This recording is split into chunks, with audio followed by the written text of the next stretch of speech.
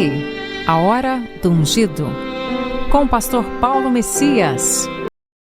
Olá, meus amados irmãos e irmãs, a quem vos saúdo com a graça e com a paz do Senhor Jesus. Eu sou o pastor Paulo Messias, da Igreja Videira de Canaã, Goiânia, Goiás, Brasil, para o mundo, chamado por Deus para pregar o Evangelho da Graça, para curar os enfermos e libertar os cativos. Mas antes de orar por você, eu queria compartilhar uma breve palavra que fala sobre crentes à beira do caminho. Preste atenção, meu amado. Em Lucas capítulo 8, verso 5 em diante. Eis que o semeador saiu a semear, e ao semear uma parte caiu à beira do caminho. Foi pisada e as aves do céu a comeram. Outra caiu sobre a pedra e, tendo crescido, secou por falta de umidade. Outra caiu no meio dos espinhos, e esses, ao crescerem com ela, a sufocaram. Outras, afinal, caiu em boa terra, cresceu e produziu a 100 por 1. Dizendo isto, clamou: quem tem ouvidos, ouça. E os seus discípulos disseram: que parábola é essa? Respondeu-lhe Jesus: a vós outros é dado conhecer os mistérios do reino de Deus. Aos demais fala-se por parábolas que, vendo, não vejam, e ouvindo, não entendam. Esse é o sentido da parábola. A semente é a palavra de Deus. E a que caiu à beira do caminho são os que ouviram e vêm. A seguir o diabo arrebata-lhes do coração a palavra, para não suceder que, crendo, sejam salvos. A que cair sobre a pedra são os que, ouvindo a palavra, recebem com alegria. Esses não têm raiz, cresceram apenas por algum tempo, e na hora da provação se desviam. A que caiu entre os espinhos são os que ouviram e, no decorrer do dia, foram sufocados com cuidados, riquezas e deleites da vida, e os seus frutos não chegaram a amadurecer. A que caiu na boa terra são os que têm ouvidos de bom e reto coração, retêm a palavra. Esses frutificam com a presença, com perseverança. Aleluia! Sabe, meu amado irmão, minha amada irmã, essa palavra nos fala de algo poderoso, da palavra do Senhor. Eu te pergunto, por que mesmo ouvindo e recebendo tanto alimento da parte de Deus, ainda continuamos com a sensação de que Deus poderia fazer mais por nós? Eu não quero ser ingrato, pois eu reconheço que Deus tem feito muito nas nossas vidas, mas, vez ou outra, tenho a impressão que Deus poderia fazer mais. Deixe-me dizer algo. Deus não tem culpa se as coisas não estão do jeito que deveriam estar. Deus tem se derramado sobre nós todos esses dias. A sua manifestação acontece por meio da sua palavra. A palavra tem sido lançada sobre os nossos corações como sementes lançadas na terra.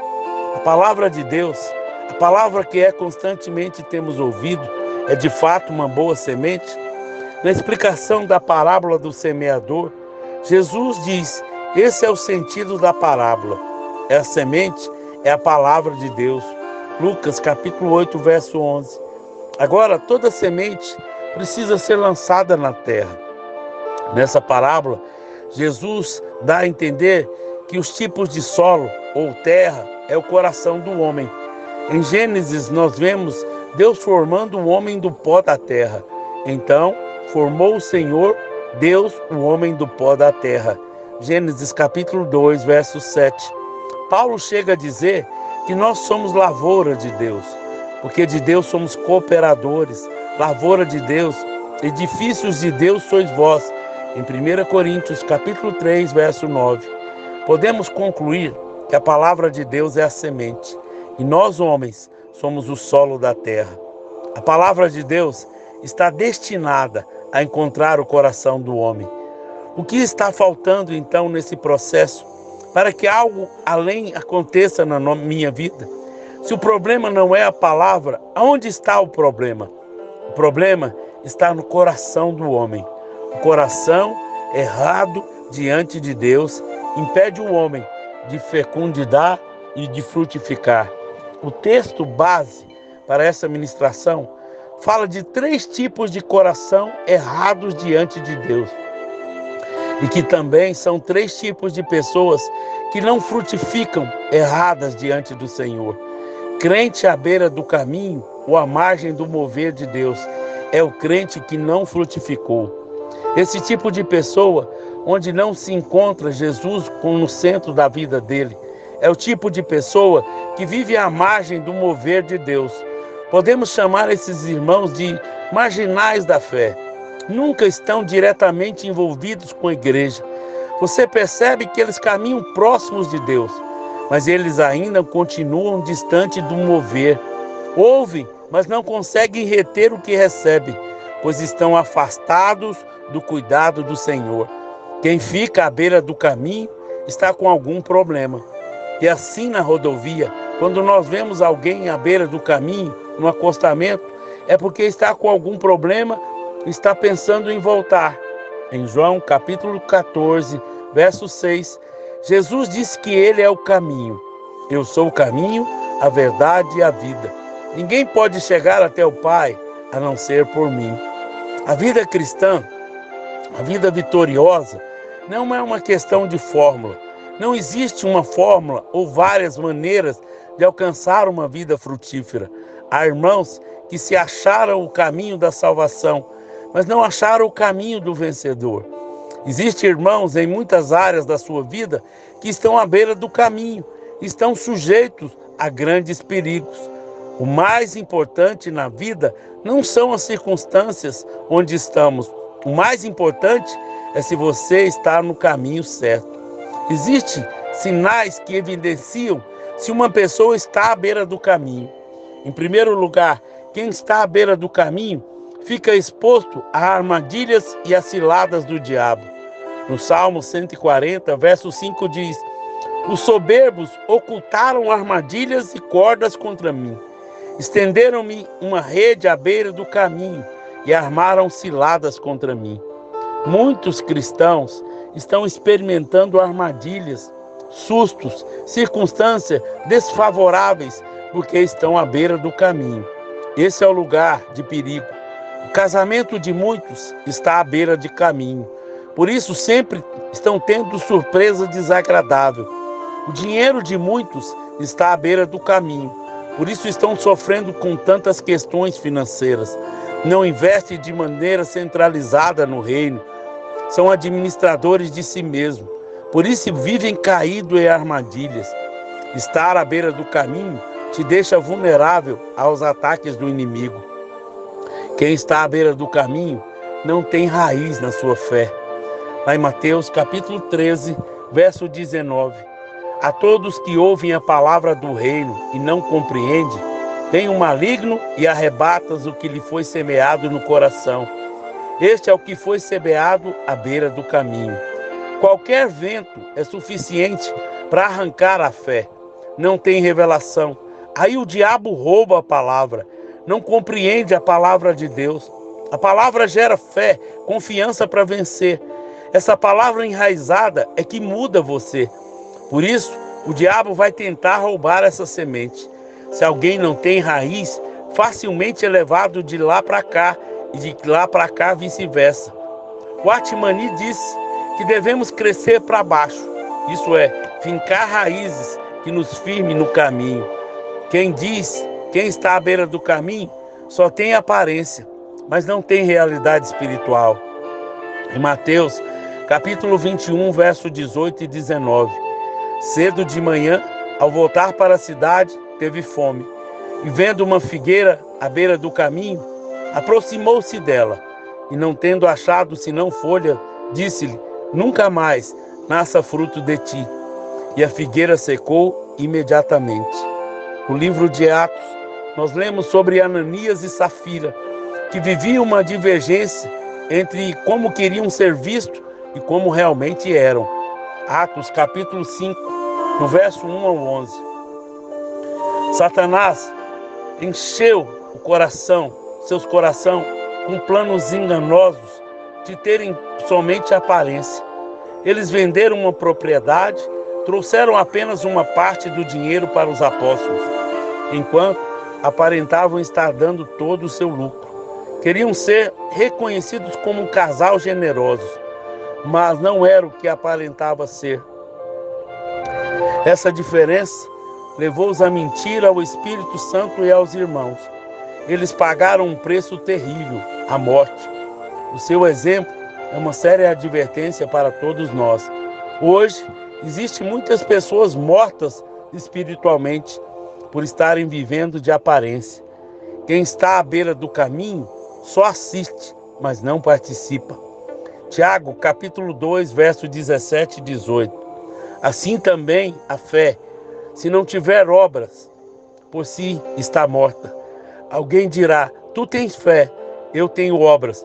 Mostra essa tua fé sem a obra, e eu com as obras te mostrarei a minha fé. Há pessoas que estão apenas assistindo o culto, assistindo os outros fazerem nas células. Elas dizem: eu não quero compromisso com a igreja.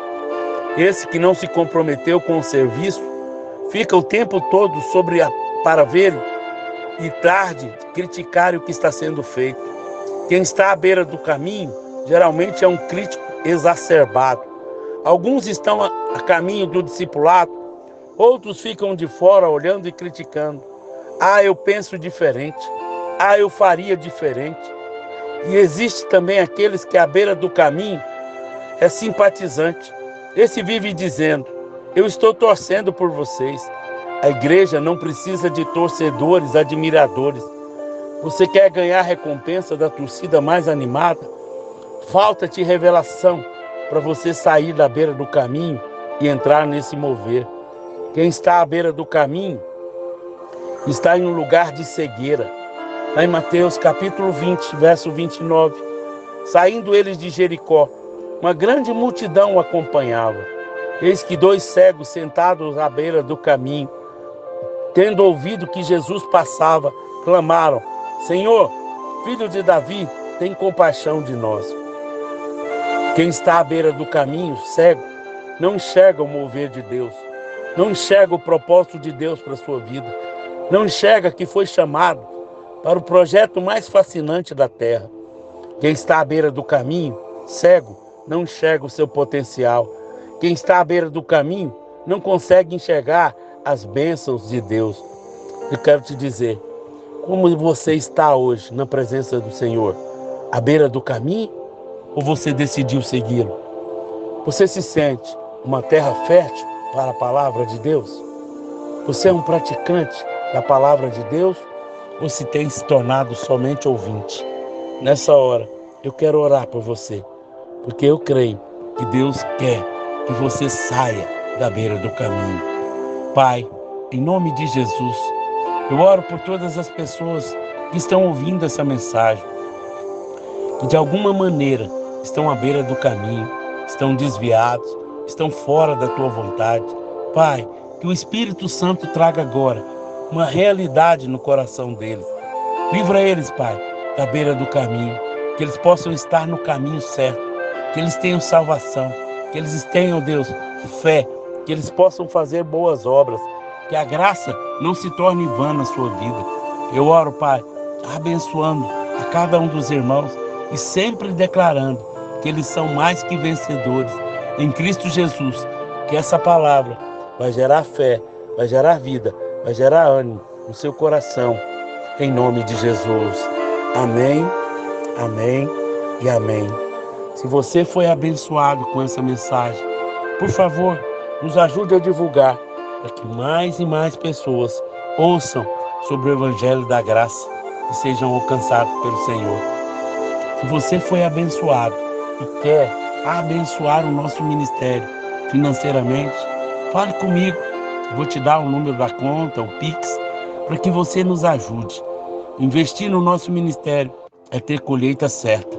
Quero te dizer que Deus não fica devendo nada para ninguém. Ao você investir, nós vamos levar pessoas para o encontro, nós vamos ofertar cestas básicas para aquele que nada tem. E Deus vai multiplicar na sua vida.